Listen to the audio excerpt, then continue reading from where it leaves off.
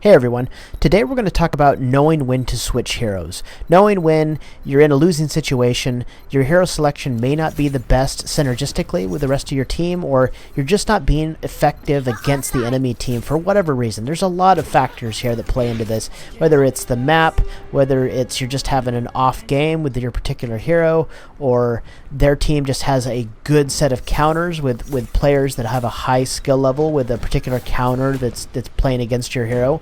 There's a lot of reasons for needing to switch, which is why it's not an easy decision to make.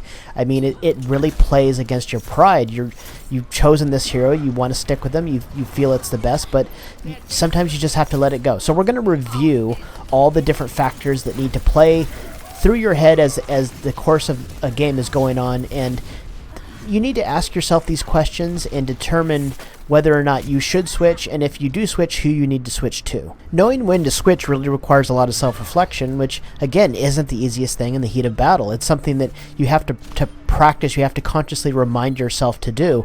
The thing that I've found that is very useful is to, when you do die, go ahead and press tab. Look at the group compositions. Look at the interactions between certain heroes on your team, on their team, and think about whether or not you're dealing effective damage. Think about whether or not you're able to sustain or survive the damage that's incoming to you. This doesn't always mean that you need to directly counter the particular class that you're having trouble dealing with. I mean, it helps if you feel like you can neutralize that class, if you can neutralize that hero, but this isn't always something that's absolutely necessary to do. You can more take a holistic look at who is on fire on their team, who's excelling and doing well, and make a broad counter selection. It doesn't have to be a direct counter. It can be something that is, if they're dealing long range damage and you're a short range class, you can switch to a slightly longer range class. You don't necessarily want to undercut your team as far as roles as well. If you have a tank and a healer already, you shouldn't switch directly to a tank and a healer unless you feel like having a double healer or a double tank in a very specific situation would be beneficial. You generally want to stick with your role when you make just general hero changes, especially in a public game. Like I said, you don't want to undercut people. It's something that if you're going to disrupt the balance of hero selections on your team, make sure it's absolutely necessary, or check in with the people on your team, talk to them via voice comm, and ask them if you can switch out, or do they think it'd be beneficial to go double tank in a certain situation. But again, none of this really matters if you don't have the will or the potential to switch. And what do I mean by this? I mean, you have to let your pride go to a certain extent. You have to realize that, hey, you know what, I'm not being effective here. I've died 3 times in the last 30 seconds. I'm just going out there. I'm not able to get a kill, at least 1 or 2 kills before I get killed. It's something that you need to be open-minded to. You have to accept the fact that you're not being as good as you can be. And this is, again, it's a very difficult thing to do. But dying gives you this time of reflection. It gives you this time to analyze your effectiveness on the team. The second part of this is potential.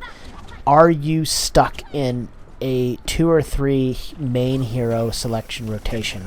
If you are, I've made another video on this, and I'll probably put a link to it in the description.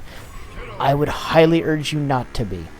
And again, this is something tough if you're coming from certain FPS games that don't have a wide selection of heroes or classes, or you're just used to playing 1 or 2 heroes.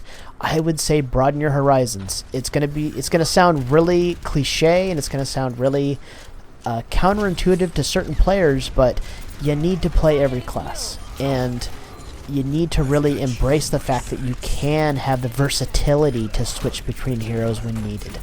And I can't stress this enough, but it's something that I feel is very beneficial, especially in public games. And when we have competitive coming up here, I guarantee you that if you get stuck playing a Widowmaker and they end up with 2 Genjis on your team, you're going to have a miserable time of it. And I don't want to come across as the hero dictator that, oh, you're not gold damage with Widowmaker, well, you have to switch. I really don't want it to be that guy, because I really honestly believe that everybody should have the fun that they can make out of this game.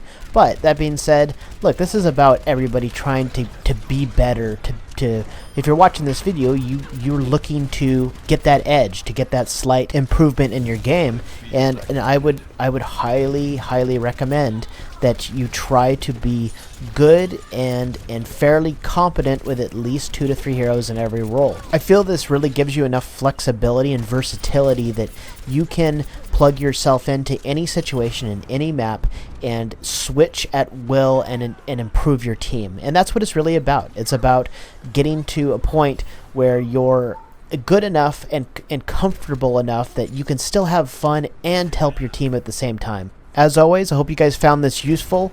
Good luck out there, and I'll see you in game.